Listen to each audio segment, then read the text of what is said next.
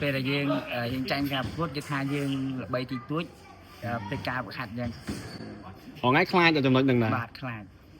នាពេលបច្ចុប្បន្ននេះឌីមសរោមចាប់ដើមទទួលបានទីផ្សារច្រើនតម្លៃខ្លួនក៏ចាប់ដើមលោតឡើងប្រជាប្រិយភាពក៏ចាប់ដើមបាត់ច្បាមយកបានច្រើនដែរពីសតបអ្នកគ្រប់គ្រងគុណខ្មែរបាទនេះគឺជាភាពជោគជ័យមួយដែលធ្វើឲ្យគាត់រីករាយរំភើបចំពោះអ្វីដែលបានតស៊ូកន្លងមកបាទប៉ុន្តែទន្ទឹមនឹងអារម្មណ៍រីករាយចំពោះអ្វីដែលខិតខំបាននេះបាទឌីមសរោមក៏តែងតែព្រួយបារម្ភផងដែរបាទព្រួយបារម្ភ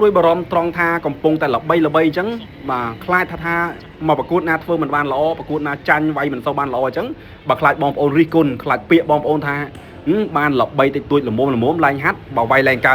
តពីមិនតន់ល្បីខិតខំខ្លាំងបើដល់ពេលបានជោគជ័យបែរជាប្រឡែងដៃចោល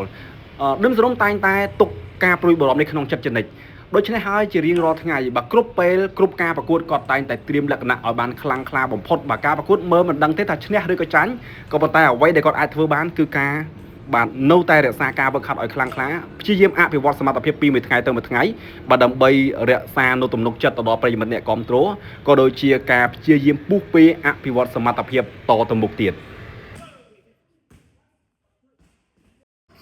ទីផ្សារមានរយៈពេលប្រហែលជាប្រហែលមកសរុបឲ្យការប្រកួតជាមធ្យមមួយខែអាចបានប្រហែលប្រកួតដែរវាគិតជាមធ្យមមួយខែអាច2 ដងពេលខ្លះម្ដងម្ដង2 ដងណាបាទមានថាមិនខ្សត់ដូចមុនទេបាទចាប់ដើមមានទីផ្សារយ៉ាងគ្រាន់បើអញ្ចឹងរយៈពេលប្រហែលនេះរមុនបន្ទាប់ពីឈ្នះពីសង្ហៈនិងមហាម៉ាត់មកអូតាំងពីវាយជាមួយសង្ហៈនិងមហាម៉ាត់មកយើងចាប់ដើមមានទីផ្សារបណ្ដោយបាទដល់ពេលអញ្ចឹងទន្ទឹមនឹងការវឹកហាត់នេះយើងអាចផ្ដោតជាងមុនឬក៏យ៉ាងម៉េចទេដល់ខ្ញុំគឺផ្ដោតជាងមុនព្រោះណាមួយបើយើងមានទីផ្សារកាន់តែច្រើនយើងការខិតខំប្រឹងប្រែងរបស់យើងក៏កាន់តែច្រើនដូចគ្នាព្រោះបារម្ភមកពេលដែលយើងចាញ់ការប្រកួតគេថាយើងល្បីទីទួចពេលការប្រខាត់យ៉ាងថ្ងៃខ្លាចចំណុចហ្នឹងណាបាទខ្លាចដល់ពេលអញ្ចឹងឆ្លើយតបនឹងអាការព្រួយបារម្ភនេះយើងត្រែងតែប្រតិបត្តិមិនការវឹកហាត់ការអីរាល់ថ្ងៃនេះអូនការព្យាយាមរបស់យើងការវឹកហាត់របស់ខ្ញុំគឺវឹកហាត់ជាប្រចាំតែសម្រាប់ការកត់សម្គាល់លើខ្លួនឯងតាំងពីយើងរៀងមានតែមកឡើង credit មកយ៉ាងម៉េចដែរចំពោះសមត្ថភាពទាំងការធ្វើបានល្អនៅលើសង្វៀនសរុបមុនគិតថាខ្លួនឯងយ៉ាងការណាត់ប្រមុខល្អជាងមុនឬក៏មិនឯការកត់សម្គាល់ខ្លួនយើងខ្ញុំយើងទៅមុខជាងមុនតែខ្ញុំនៅព្យាយាមបន្តទៀតព្រោះ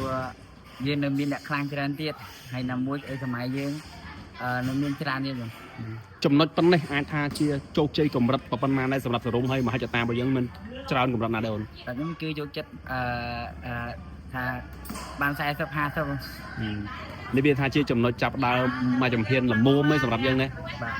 ចុះមហិច្ឆតារបស់សរុបអាចថាយើងនៅវែងឆ្ងាយកម្រិតណាទៀតដើមហើយនឹងខិតខំកម្រិតណាទៀតដើម្បីទៅរកគោលដៅរបស់យើងនៅវែងឆ្ងាយទៀតណាមួយយើងនៅក្មេងយើងមានតមានឱកាសរលួយយើងខំប្រឹងបើ Facebook នេះខ្ញុំផុសវីដេអូគឺពុកម៉ែបងប្អូនតែលើកទឹកចិត្តថាฝึกហាត់ឲ្យខ្លាំងហើយចុងក្រោយខ្ញុំអរគុណពុកម៉ែបងប្អូនទាំងអស់គ្នាដែលបានតែងតែគ្រប់គ្រងរូបខ្ញុំបានបាទក៏ឌីមជ្រុំហើយ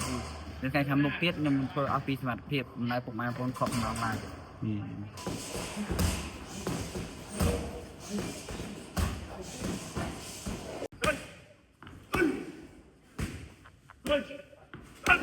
Good.